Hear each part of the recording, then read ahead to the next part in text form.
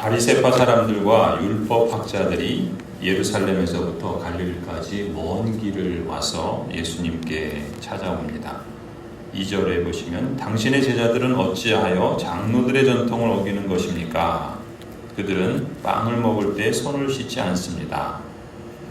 이들이 예수께 나온 이유는 다름 아닌 제자들을 책망하면서 예수님을 비난하기 위해서였습니다.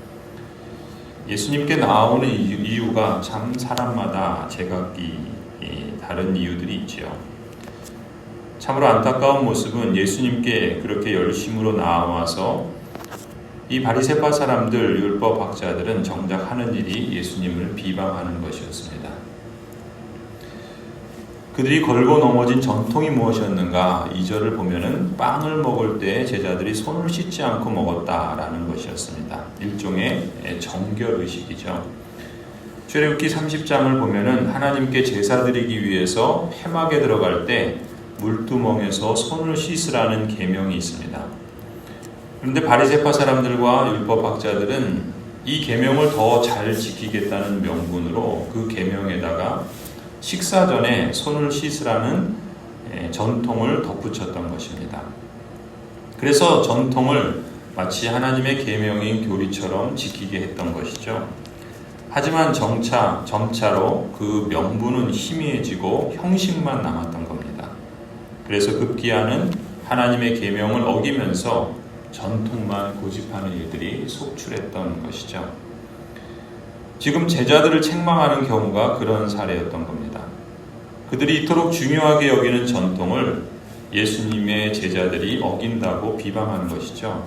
그러자 예수님께서 대답하십니다. 3절에 그러면 너희는 어찌하여 너희의 전통 때문에 그보다 더 중요한 하나님의 계명을 어기느냐.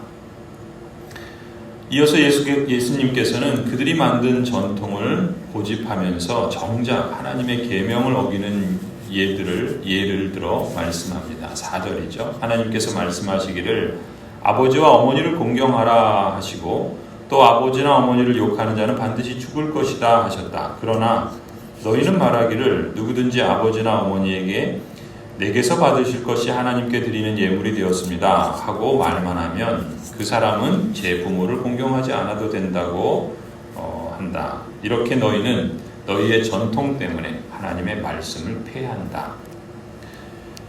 지금 제자들을 비방하는 바리새파 사람들이나 율법학자들은 자신들의 전통과 그 기준에 따라서 비방하는 말을 서슴없이 내뱉으면서 정작 자신들은 하나님의 계명과 뜻을 저버리고는 더 큰 죄를 범하는 줄을 알지 못했던 것이죠. 그야말로 남의 눈에 있는 티끌보다 더 큰 대들보가 자기 눈에 있는지도 알지 못하는 것입니다. 그래서 7절에 예수님은 이것이 더 악하다고 꼬집어 말씀하시면서 이러한 죄를 외식의 죄라고 책망하시죠.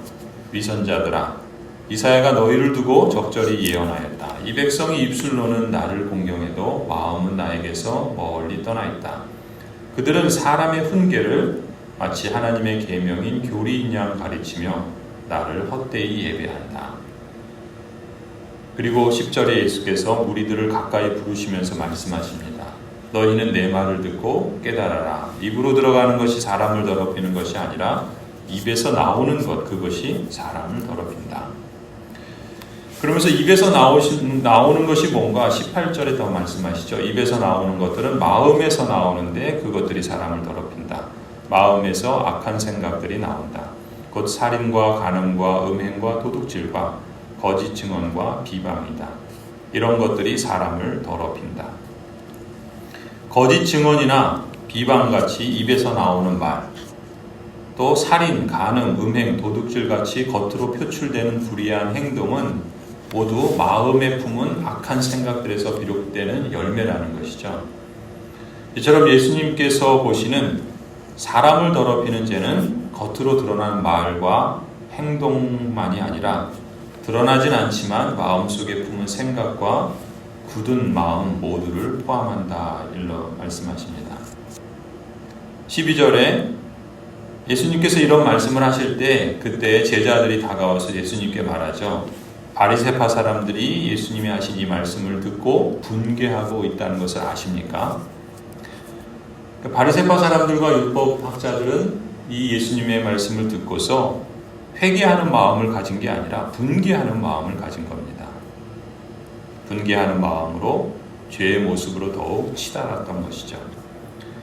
겉으로 드러난 모습과 사람 마음속에 일어나는 모든 일들까지 다 아시는 예수님께서 18절에 말씀하시죠.